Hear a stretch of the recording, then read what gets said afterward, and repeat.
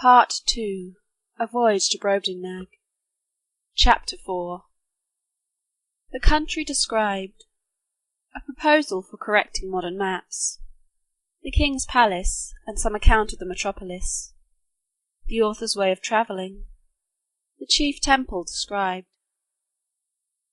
I now intend to give the reader a short description of this country, as far as I travelled in it, which was not above 2,000 miles, round Lorbrulgrud, the metropolis. For the Queen, whom I always attended, never went farther when she was accompanying the King in his progress, and there stayed till his Majesty returned from viewing his frontiers. The whole extent of this prince's dominions reached about 6,000 miles in length, and from 3 to 5 in breadth, whence I cannot but conclude that our geographers of Europe are in a great error by supposing nothing but sea between Japan and California, for it was ever my opinion that there must be a balance of earth to counterpose the great continent of Tartary, and therefore they ought to correct their maps and charts by joining this vast tract of land to the north-west parts of America, wherein I shall be ready to lend them my assistance. The kingdom is a peninsula, terminated to the north-east by a ridge of mountains 30 miles high, which are altogether impassable, by reason of the volcanoes upon the tops. Neither do most of the learned know what sort of mortals inhabit beyond those mountains, or whether they be inhabited at all. On the 3 other sides it is bounded by the ocean. There is not one seaport in the whole kingdom, and those parts of the coasts into which the rivers issue are so full of pointed rocks, and the sea generally so rough, that there is no venturing with the smallest of their boats, so that these people are wholly excluded from any commerce with the rest of the world. But the large rivers are full of vessels, and abound with excellent fish, for they seldom get any from the sea, because the sea fish are on the same size with those in Europe, and consequently not worth catching. Whereby it is manifest that nature, in the production of plants and animals of so extraordinary a bulk, is wholly confined to this continent, of which I leave the reasons to be determined by philosophers. However, now and then they take a whale that happens to be dashed against the rocks, which the common people feed on heartily. These whales I have known so large that a man could hardly carry one upon his shoulders, and sometimes, for curiosity, they are brought in hampers to Lorbrulgrud. I saw one of them in a dish at the king's table, which passed for a rarity, but I did not observe he was fond of it, for I think indeed the bigness disgusted him, although I have seen one somewhat larger in Greenland. The country is well inhabited, for it contains 51 cities, near 100 walled towns, and a great number of villages. To satisfy my curious reader, it may be sufficient to describe Lorbrulgrud. This city stands upon almost 2 equal parts on each side of the river that passes through. It contains above 80,000 houses and about 600,000 inhabitants. It is in length 3 glomglungs, which make about 54 English miles, and 2½ in breadth, as I measured it myself in the royal map made by the king's order, which was laid on the ground on purpose for me, and extended 100 feet. I paced the diameter and circumference several times barefoot, and computing by the scale, measured it pretty exactly. The king's palace is no regular edifice, but a heap of buildings about 7 miles round. The chief rooms are generally 240 feet high, and broad and long in proportion. A coach was allowed to Glumdalclitch and me, wherein her governess frequently took her out to see the town, or go among the shops, and I was always of the party, carried in my box, although the girl, at my own desire, would often take me out, and hold me in her hand, that I might more conveniently view the houses and the people, as we passed along the streets. I reckoned our coach to be about a square of Westminster Hall, but not altogether so high.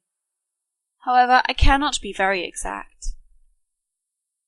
One day the governess ordered our coachman to stop at several shops, where the beggars, watching their opportunity, crowded to the sides of the coach and gave me the most horrible spectacle that ever a European eye beheld. There was a woman with a cancer in her breast, swelled to a monstrous size, full of holes, in 2 or 3 of which I could easily have crept and covered my whole body. There was a fellow with a wen in his neck, larger than 5 woolpacks, and another with a couple of wooden legs, each about 20 feet high. But the most hateful sight of all was the lice crawling on their clothes. I could see distinctly the limbs of these vermin with my naked eye, much better than those of a European louse through a microscope, and their snouts, with which they rooted like swine. They were the first I had ever beheld, and I should have been curious enough to dissect one of them, if I had had proper instruments, which I unluckily left behind me in the ship, although indeed the sight was so nauseous that it perfectly turned my stomach. Besides the large box in which I was usually carried, the Queen ordered a smaller one to be made for me, of about 12 feet square and 10 high, for the convenience of travelling, because the other was somewhat too large for Glumdalclitch's lap, and cumbersome in the coach. It was made by the same artist, whom I am directed in the whole contrivance. This travelling closet was an exact square, with a window in the middle of 3 of the squares, and each window was latticed with iron wire on the outside, to prevent accidents in long journeys. On the 4th side, which had no window, 2 strong staples were fixed, through which the person that carried me, when I had a mind to be on horseback, put a leathern belt and buckled it about his waist.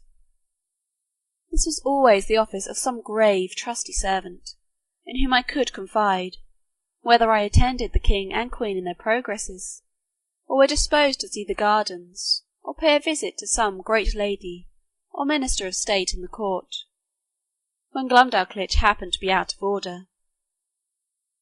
For I soon began to be known and esteemed among the greatest officers, I suppose more upon account of their Majesty's favour than any merit of my own.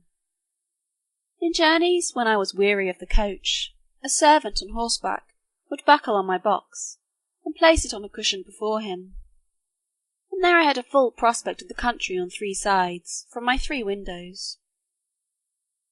I had, in this closet, a field bed and a hammock hung from the ceiling, 2 chairs and a table neatly screwed to the floor, to prevent being tossed about by the agitation of the horse or the coach, and having been long used to sea voyages, those motions, although sometimes very violent, did not much discompose me.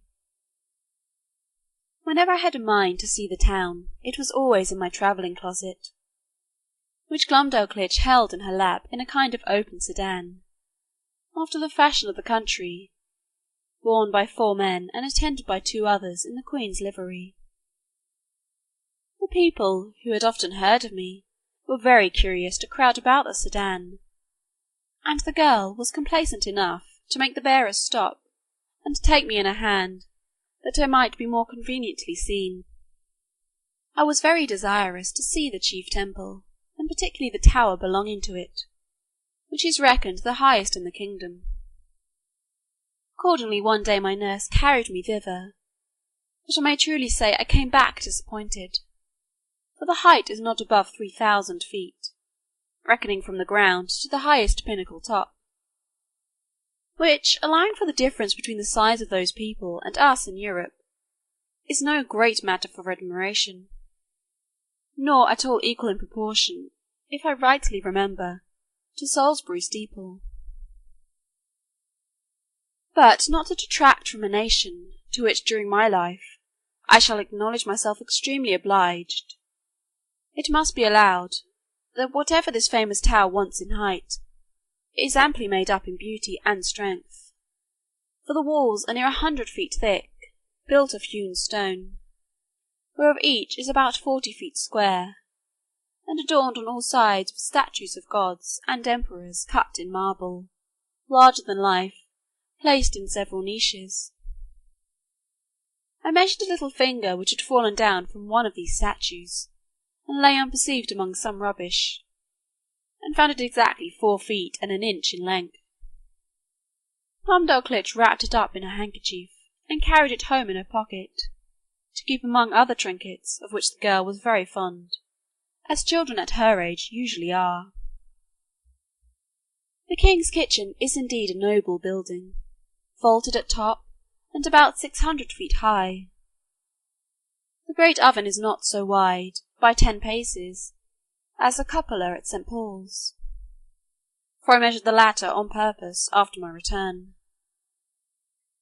But if I should describe the kitchen grate, the prodigious pots and kettles, the joints of meat turning on the spits, with many other particulars, perhaps I should be hardly believed. At least a severe critic would be apt to think I enlarged a little, as travellers are often suspected to do. To avoid which censure I fear I have run too much into the other extreme, and that if this treatise should happen to be translated into the language of Brobdingnag, which is the general name of that kingdom, and transmitted thither, the king and his people would have reason to complain that I had done them an injury, by a false and diminutive representation. His Majesty seldom keeps above 600 horses in his stables. They are generally from 54 to 60 feet high. But when he goes abroad on solemn days, he is attended, for state, by a military guard of 500 horses, which indeed I thought was the most splendid sight that could ever be beheld, till I saw part of his army in battle, whereof I shall find another occasion to speak. End of chapter 4, part 2.